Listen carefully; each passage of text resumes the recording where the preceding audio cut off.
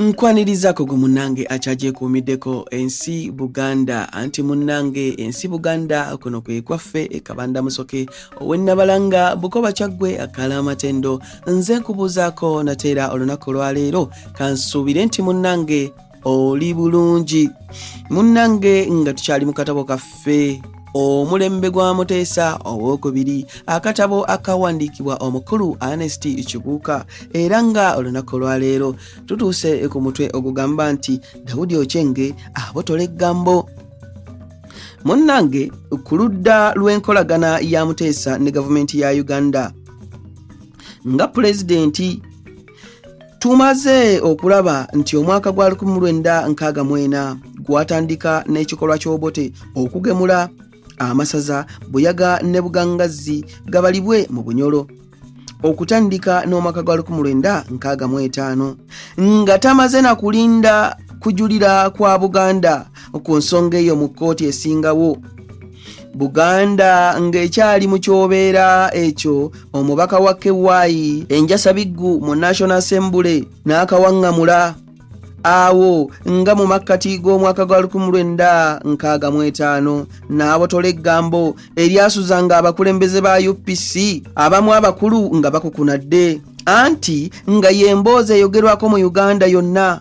Ochenge ye yali omu kubana Kewaayi 8 bokka abali basigadde mu parliamenti nga bannaabwe bamaze okusala eddiiro nga wagirwako omubaka wa DP Alexander Latimu eyali akulembera oludda olw'ekibiina kye mu lukiiko olwo.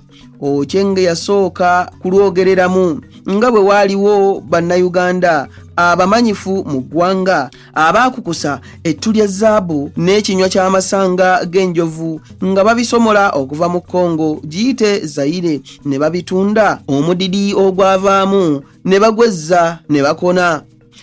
Mu kiseera kye kimu oluvuuvuumo olwabuna ne luvuuvuumirako ne mu mpapula z'amawulire lwagamba nti waaliwo enjuyi bbiri ezaali zirwanira obukulembeze bwa Congo eyo nti naye oludda olwali luliraanye ku nsalo ya Uganda olw'okwagala okufuna ensimbi ez'okuguzisa ebyokulwanyisa lwatuukirira Prime Minister wa Uganda alufunira ekkubo ery'okutunda zaabu n'amasanga bye baalina abagulire ebyokulwanyisa bye baali beetaaga.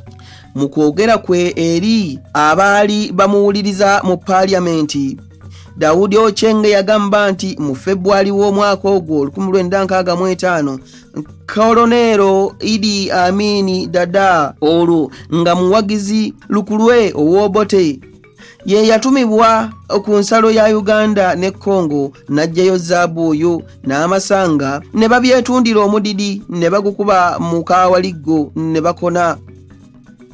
Bannanyini byo bakanda kulinda na kubanja nga buteerere ekyavaamu ng'ebigambo bisattuse. Ochenge ne munnera tiimu kwe kusaba mu parliamenti minisita w'ebyokwerinda Felix Onama asseewo okubuuliriza mu nsonga eyo amazima agadde mu musana.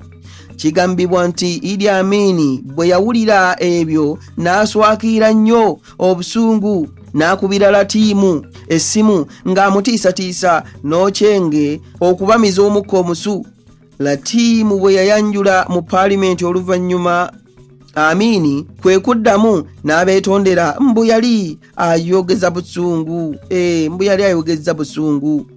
Ne minisita Onama eyali asuubizza okusaawo okubuuliriza naye ekyo teyakikolerako ddala ate abantu nga tebamanyi mazima we gayimiridde. Nga wayise ebbanga gwanvu nnyo nga teri kanyego konna kaava wa Onama, Ochenge kwe kuwa notisi nga bwagenda okwanjula ekiteeso mu parliamenti ebya zaabu n'amasanga g'e Congo biteesebweko mu lwatu ensi emanya amazima. Tuuse ku mutwe ogugamba nti Kewaayi kiwerebwa munnange ebyo nga bikyali awo nga wayiseewo omwaka mulamba akasookanga omukago gwa UPC ne KY gufa mu Septemba wa 1964 awo nga ne 1965 nagwo gusemberera okukongoka aba UPC mu National Assembly kwecwacwana ne batandikawo olujejeemu nti ekibiina kya KY kisaana kiwerebwe. Ensonga gye baawa bagamba nti KY kibiina kyaba kyewaggula abatagoberera amateeka era abaagala okutabulatabula eddembe mu Uganda. Abantu bangi baali bakwatiddwa era nga bali mu nkomyo naddala eruzira.